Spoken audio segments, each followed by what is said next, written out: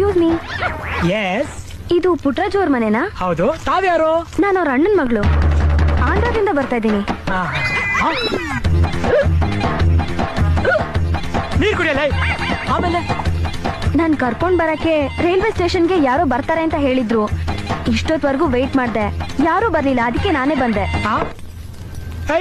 ನೀನ್ ಯಾರೇ? వచ్చినప్పుడు నుంచి నేను అదే చెప్తున్నాను, వినట్లేదు నా మాటని. ಇದು ಮ್ಯಾಟ್ನಿ ಅಲ್ಲ, ಮಾರ್ನಿಂಗ್ ಶೋ. ನೀ ಪುಟ್ಟರಾಜ್ ಅವ್ರ ಅಣ್ಣನ ಮಗಳಲ್ಲ? ಮತ್ತೆ ಎಲ್ಲ ಚೂಡಿದಾರೆ ಹಾಕೋಕೊಂಡ್ ಬಂದೆ. ఇది నాది. ನಾದಿನೋ ಬೇದಿನೋ ನಿನ್ನ ಅಜ್ಜಿ ಮೋಟರ್ ಸೈಕಲ್ ನ ಹಿಡ್ಕೊಂಡು ಕೂತಿದ್ದಲ್ಲ, ಆಗ್ಲಾದ್ರೂ ಹೇಳ್ಬೇಕೋ ಬೇಡವಾ? ಅದೋಗ್ಲಿ, 4 ಇಡ್ಲಿ ಜೊತೆ 1 ಬಕೆಟ್ ಸಾಂಬಾರ್ನ ಇಂಕ ಅಂತ ಇಕ್ಕಿಸ್ಕೊಂಡು ತಿಂದಲ್ಲ, ಅವಾಗ್ಲಾದ್ರೂ ಹೇಳ್ಬಾರ್ದ? ಸಾರಿ ಮೇಡಮ್, ನಿಮ್ಗೋಸ್ಕರ 4 ಇಡ್ಲಿ ತಂದಿದೆ, ಇವಳು ತಿಂದಾಕ್ಬಿಟ್ಲು. ಬೇಜಾರು ಮಾಡ್ಕೋಬೇಡಿ. ಏನ್ ಲುಕ್ಕೋ ಎದಳ ಮೇಲೆ ಎಲ್ಲಿ ಲಗೇಜ? ఏమిటి ఇది అన్యాయం? నీ ఇష్టం వచ్చినప్పుడు లాక్కొని వస్తున్నావు, ఇష్టం లేనప్పుడు టైం ఇస్తున్నావు. వెంకటరమణ, ఈ అన్యాయాన్ని అడిగేకి ఎవరు లేదా? ఖాళీ డబ్బులు కడలే